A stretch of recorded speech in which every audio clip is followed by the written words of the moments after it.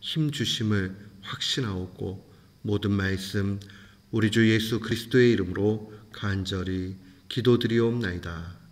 아멘.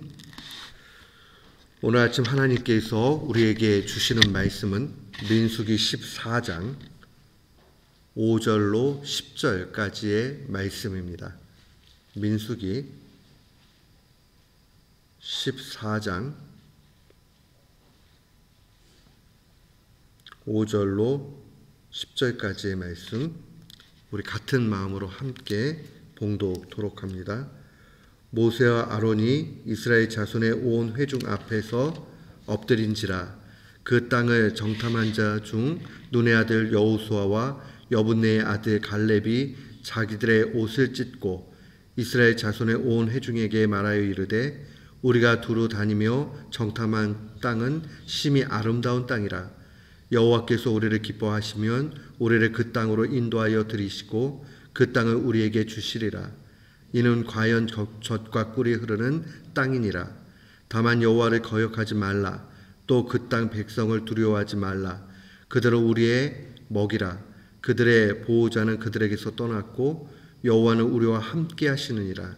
그들을 두려워하지 말라 하나 온 회중이 그들을 돌로 치려 하는데 그때 여호와의 영광이 회막에서 이스라엘 모든 자손에게 나타나시니라. 아멘. 오늘은 날마다 성경 민수기 14장입니다. 민수기 14장으로 오게 되면 또 다시 이스라엘 백성의 원망과 불평 또 불신앙의 모습들이 그대로 드러납니다. 인생의 여정이 그러하듯 어떠한 어려움들을 만나면 무언가 그 어려움에 대한 원인을 찾기 시작하죠. 근데 대부분 믿음이 없을 때 그 원인은 바깥쪽으로 향하게 됩니다. 나의 잘못이 아니라 남의 탓을 하게 되죠. 또 남의 탓을 하다 보면 궁극적으로 그것은 하나님에 대한 원망으로 나타나는 것을 볼 수 있습니다.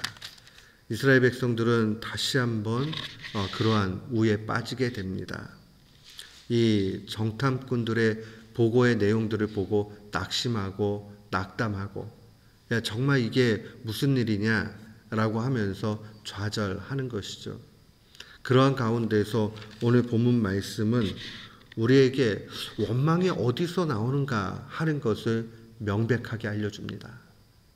원망이 사라지게 될 때 믿음의 길을 걷게 됩니다. 그렇게 될 때에 하나님께서 기뻐하는 그러한 삶을 살게 됩니다. 우리가 원망하는 이유를 살펴보면 오늘 본문 말씀에 크게 두 가지입니다. 첫 번째는 믿음의 눈으로 보느냐 불신앙의 눈으로 보느냐에 달려 있습니다. 똑같이 40일 동안에 이 가나안 땅을 정탐하지요. 12지파의 우두머리들이 가가지고 정탐합니다. 10사람과 2사람은 동일한 것을 바라보고 다른 보고를 합니다. 10지파의 사람들은 그렇게 이야기하죠. 우리는 그들 앞에 메뚜기 같다. 어떻게 보면 가장 객관적인 그러한 진술입니다. 우리가 이미 살펴봐서 알지만 이 팔레스틴 지역은 아낙 자손들이 사는 곳입니다. 아낙 자손은 고대 용사 또한 거인족이었던 그러한 네피림의 후예들입니다. 우리가 잘 아는 골리앗 역시도 이 아낙 자손의 후예입니다. 키가 무지무지 크죠. 정말 골격이 크죠. 누가 봐도 덜덜 떨만합니다. 이스라엘 백성들 그들 앞에 볼 때 아무것도 아니고 정말 내세울 곳 없는 상황.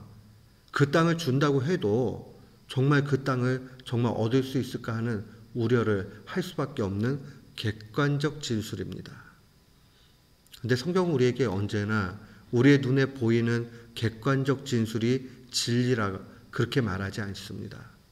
믿음의 눈으로 보는 것을 우리에게 요구합니다. 오늘 본문 말씀으로 와 보십시오. 5절 이후에 6절로 와서 보면 그 땅을 정탐한 자 중 눈의 아들 여호수아와 여분네의 아들 갈렙이 자신들의 옷을 찢으면서 회중들에게 7절 말을 하지요. 우리가 두루 다니며 정탐한 땅은 심히 아름답다. 8절로 오게 되면 우리는 그 땅으로 인도하여 들이시고 그 땅을 우리에게 주시리라. 거기는 젖과 꿀이 흐르는 땅이다. 라고 이야기하면서 오히려 9절에는 그들은 우리의 먹이라고 얘기를 합니다. 한번 잘 생각해 보세요.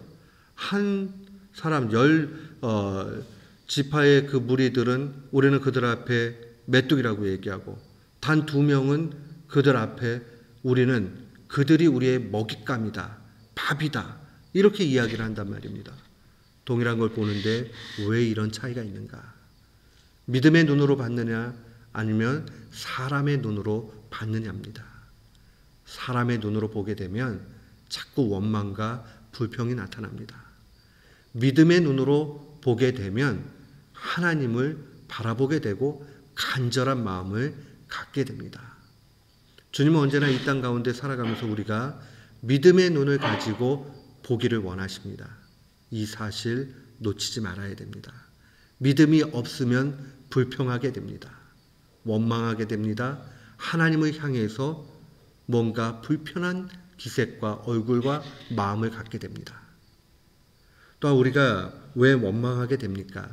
두 번째 기억을 해야 되는 것은 두려움 때문에 그렇다라는 것을 기억해야 됩니다.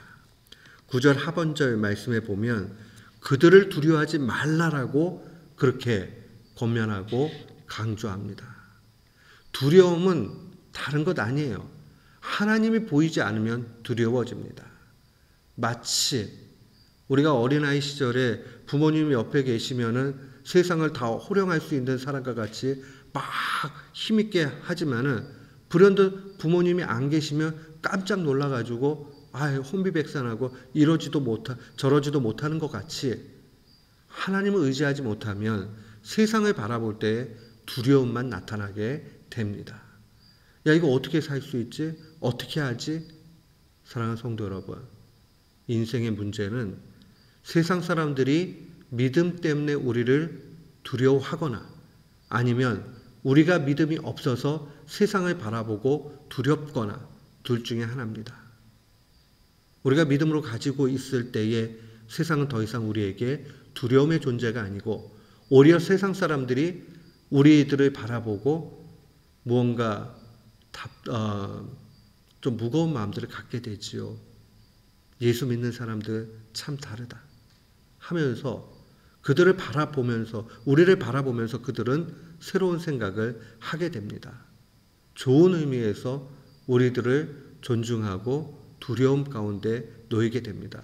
예수 믿는 사람 함부로 대하면 안 되겠다 하는 그런 마음 갖게 됩니다. 이스라엘 공동체에 대한 소문을 들었을 때에 라합이 하나님을 두려워하는 마음 있었습니다.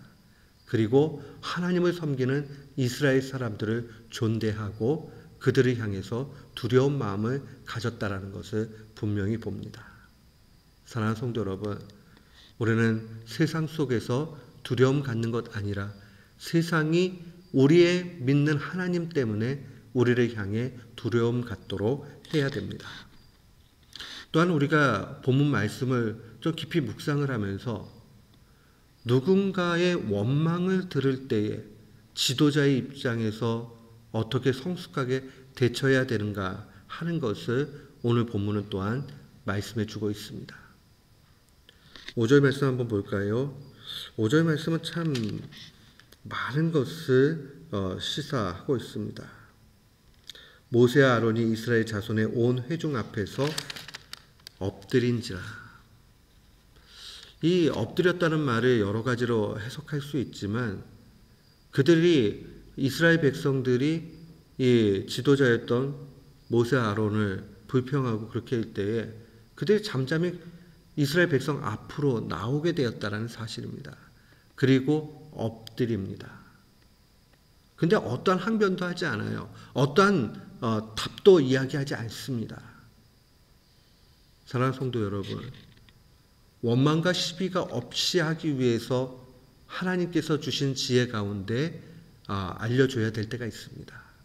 근데 지금과 같이 눈이 멀어져서 믿음의 눈으로 보지 못하는 상황들 속에서는 지도자가 할 수 있는 것은 다른 것 없습니다. 그저 그냥 침묵하고 엎드리고 하나님의 개입과 하나님의 인도함을 바랄 뿐입니다. 결국 이 지도자들의 모습을 통해서 어떤 것이 나타나게 됩니까? 10절 말씀해 보니까 온 회중이 그들을 돌로 치려 하죠. 죽이려고 해요. 그러는데 그때 여호와의 영광이 회막에서 이스라엘의 모든 자손에게 나타나시게 되는 것을 봅니다. 사랑하는 성도 여러분, 하나님이 해결하시는 거죠. 우리는 어쩌면 이러한 경주를 계속 달려가야 됩니다. 쉽지 않습니다. 그래서 믿음의 길은 매우 외로울 때가 있습니다. 그러나 결국은 하나님이 확실하게 해결해 주십니다. 회중들 앞에 무릎을 꿇고 엎드릴 수 있는 믿음이 필요합니다. 그 믿음은 하나님이 해결해 주시기를 간절히 바라는 믿음이요, 하나님께서 해결하신다라는 확신의 모습입니다. 오늘 이 말씀을 마음에 간직하고 우리의 신앙의 여정 가운데 원망이 싹트지 않도록, 원망이 없도록 우리의 중심을 바로 해야 되겠습니다. 믿음의 눈으로 보고 두려움을 갖지 않아야 됩니다.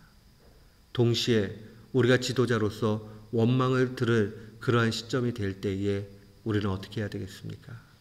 하나님 앞에 모든 것 맡겨야 됩니다. 그리고 때로는 침묵하라 하실 때에 두 귀를 막고 우리의 입을 재갈물리고 하나님 앞에 묵묵히 나아가야